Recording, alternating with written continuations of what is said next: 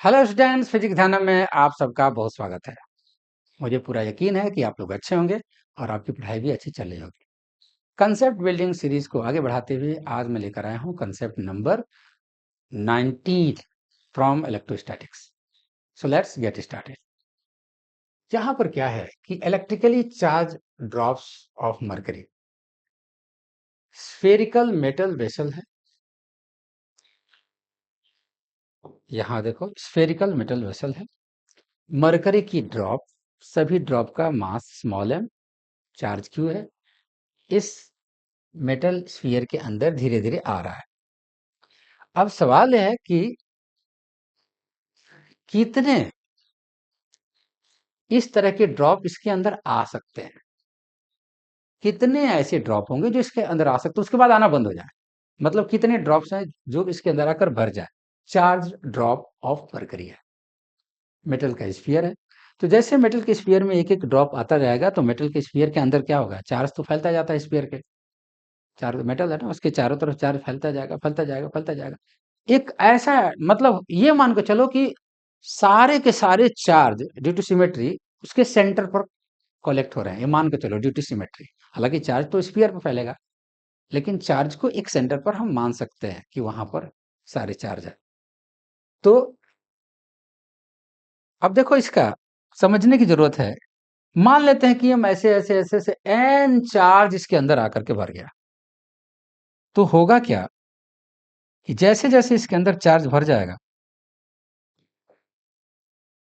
ये देखो,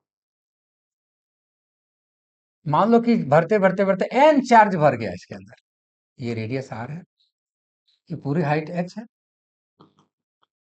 बाद में एन प्लस वन चार्ज जो है मास एम का, वो उसको ये आने नहीं देगा, क्योंकि इतने चार्ज इसके इसके सरफेस पर इतने चार्ज चारों तरफ हो जाएंगे कि वो इसको रिपेल करेगा, नहीं आने देगा। मतलब इसको हैंग करने के लिए बाध्य कर देगा। मान लेते हैं कि एन ड्रॉप्स इसके अंदर आ गए, किसके, मरकरी के।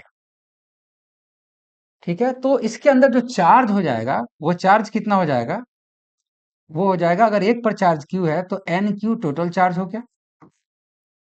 और एन क्यू चार्ज ये वाला, अब सपोज कर लो सब लगेगा कि इसके सेंटर पर यहां पर एक्ट कर रहा है और इसको यहीं पर रोक देगा। मतलब कितने डिस्टेंस पर, R is equal to capital R, ये कैपिटल आर है ना, ये कैपिटल आर है रेडियस, पूरी एच माइनस ये हो जाएगा हमारा, ये वाला हाइट हो जाएगी एच माइनस आर, ये वाली हाइट एच माइनस आर है। ठीक है, ये तो पूरा हाइट था, एच माइनस हाइट ये हो जाएगा। ठीक है, ये वाला पोर्शन एच माइनस हो जाएगा, एच माइनस आर इतने डिस्टेंस पे इसको रोक देगा। मतलब फोर्स ऑफ रिपल्सन होगा। तो सपोज कर लो कि सारे चार्ज एक साथ इकट्ठा होकर एन क्यू और इतने डिस्टेंस पर इसको रिपेल करेंगे। इसका मतलब ये हो जाएगा कि फोर्स ऑफ रिपल्सन कितना हो जाएगा, के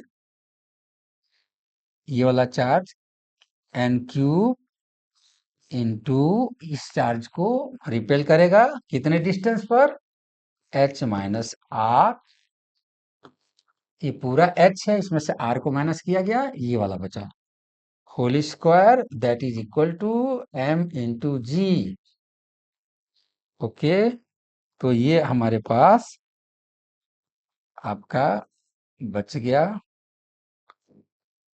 एन, इतने एन की वैल्यू यहां पर निकल जाएगा। कितने अधिक से अधिक लास्ट चार्ज कौन सा होगा जो किसी तरह एंट्री कर जाए, मतलब मान लेते हैं एन चार्ज, वही है। तो इस तरह के क्वेश्चन को समझने का यही तरीका होना चाहिए। तो आज के लिए इतना ही। कल रात को 10 बजे फिर मिलते हैं एक नए कंसेप्ट के साथ। तब तक take care, all the best.